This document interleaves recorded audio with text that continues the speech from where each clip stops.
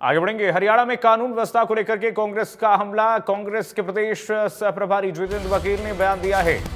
जितेंद्र बघेल ने कहा, जहां भी बीजेपी की सरकार वहां धमकी देने की आम बात हो गई है। रॉबर्ट वाड्रा पर ईडी की चार्जशीट मामले पर बोले बघेल। उन्होंने कहा, जब जब चुनाव आता है बीजेपी के एजेंट बाहर आते निकलते हैं।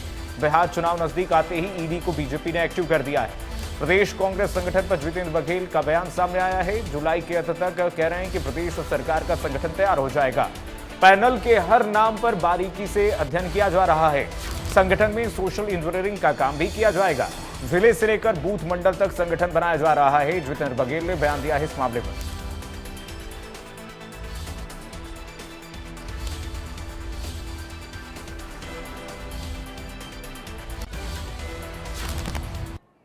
हमारे साथ हैं हरियाणा कांग्रेस के सह प्रभारी जितेंद्र बघेल जी।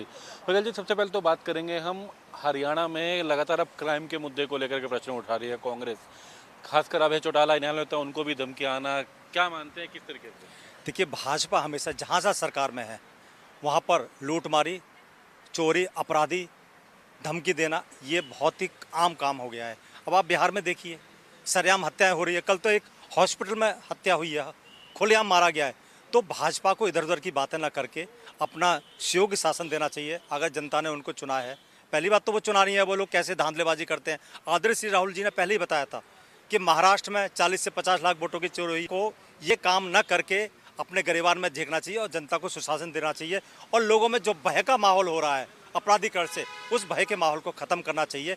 किसी सरकार का काम यह है कि वहाँ के निवासी सुयोग्य तरीके से रहें, अच्छे तरीके से रहें, और ये सरकार का काम होता है। हम एक मामले में और बात करेंगे, गुरुग्राम का एक जमीन का मामला जिसमें रॉबर्ट वाड्रा पर आरोप लगे थे। बाकायदा ईडी ने जांच करी, कई बार पूछताछ करी और आखिरकार चार्जशीट जो है वो राउज एवेन्यू कोर्ट में रखी गई है। किस तरीके से देखते हैं आप इस पूरे? जब जब चुनाव आता है तब तब भाजपा के एजेंट बाहर निकलने लगते हैं।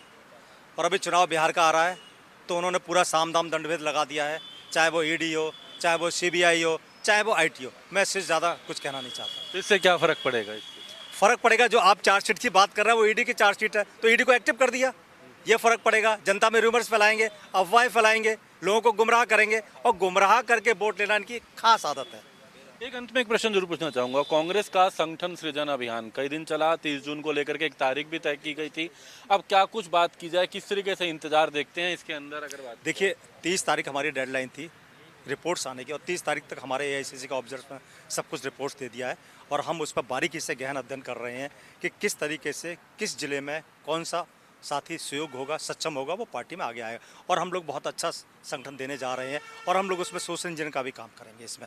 और रही बात सोशल इंजीनियरिंग की, तो अभी हमारा बेंगलुरु में भी ओबीसी का जो हमारे एडवाइजरी काउंसिल की मीटिंग हुई, उसमें काफ़ी गहन चर्चा हुई। और उस गहन चर्चा में बहुत सारी आगे की फ्यूचर प्लानिंग कैसे करना है, क्या करना है, उस पर हमारा निकल के आया है। तो क्या कुछ उम्मीद की जाए, कब तक? नहीं, उम्मीद किया बिल्कुल आपके जुलाई के एंड तक पूरा का पूरा आपको संगठन अच्छा मिलेगा सरकार। और हम लोग इस पर पूरा है, हम लोग नीचे लेवल तक, जिले, ब्लॉक, वार्ड लेवल तक हम लोग पूरा संगठन मंडल बूथ लेवल तक बनाएंगे, और इसका आगे तक अच्छा काम चलेगा। धन्यवाद।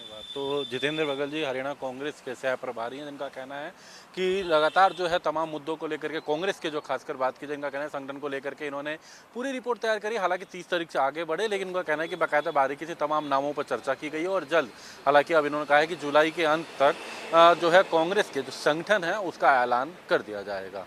दिल्ली से सहयोगी इंदर के साथ दीपक शर्मा, इंडिया।